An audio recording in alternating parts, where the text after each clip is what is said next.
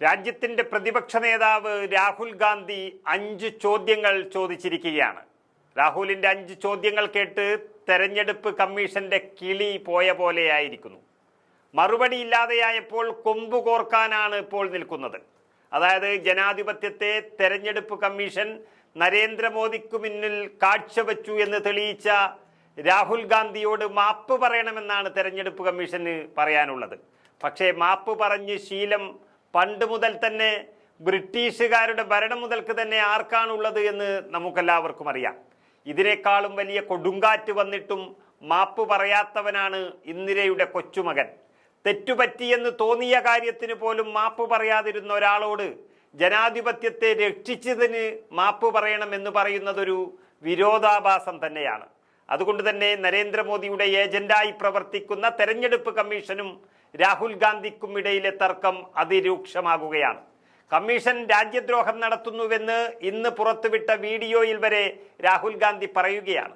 രാഹുൽ ഗാന്ധി രേഖാമൂലം പരാതി നൽകിയില്ല എങ്കിൽ മാപ്പ് പറയണമെന്നാണ് തെരഞ്ഞെടുപ്പ് കമ്മീഷൻ പറയുന്നത്. രാഹുൽ നേരിട്ട് ഒരു വിഷയത്തിലും ഇതുവരെ പരാതി നൽകിയിട്ടില്ല എന്നും കമ്മീഷൻ പറഞ്ഞു നടക്കുന്നു. വിജയിക്കാമായിരുന്ന പല തെരഞ്ഞെടുപ്പുകളും പരാജയപ്പെട്ടതോടെയാണ് താൻ അന്വേഷണം തുടങ്ങിയത് എന്ന് ഇന്ന് പുറത്തുവിട്ട വീഡിയോയിൽ രാഹുൽ ഗാന്ധി വ്യക്തമാക്കുകയാണ്. ഒരു മണ്ഡലം പഠിക്കാൻ തന്നെ 6 മാസം എടുത്തിരിക്കുന്നു. ഈ സാഹചര്യത്തിൽ കമ്മീഷൻ ഉടൻ തന്നെ ഡിജിറ്റൽ ഡേറ്റ കൈമാറണമെന്നും രാഹുൽ ഗാന്ധി ആവശ്യപ്പെട്ടു കഴിഞ്ഞു. ഇതിലൊന്നും വലിയ താല്പര്യമില്ലാത്ത തെരഞ്ഞെടുപ്പ് കമ്മീഷനോട് 5 ചോദ്യങ്ങളാണ് രാഹുൽ ഗാന്ധി ഇന്ന് ചോദിച്ചിരിക്കുന്നത്. അദ്ദേഹം ഉന്നയിച്ച ചോദ്യങ്ങൾ ഇതൊക്കെയാണ്. 1.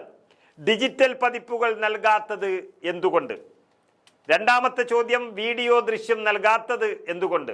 മൂന്നാമത്തെ ചോദ്യം, തെരഞ്ഞെടുപ്പ് കമ്മീഷൻ വോട്ടർ ലിസ്റ്റിൽ വ്യാപക ക്രമക്കേട് നടത്തിയത് എന്തിനാണ്? അതുപോലെ തന്നെ അടുത്ത ചോദ്യം, മറുപടി തരാതെ പ്രതിപക്ഷത്തെ ഭീഷണിപ്പെടുത്തുന്നത് എന്തിന്? അവസാനത്തേതും 5ാമത്തേതുമായ ചോദ്യം, BJPയുടെ ഏജന്റായി പ്രവർത്തിക്കുന്നത് എന്തിനാണ് തെരഞ്ഞെടുപ്പ് കമ്മീഷണറെ?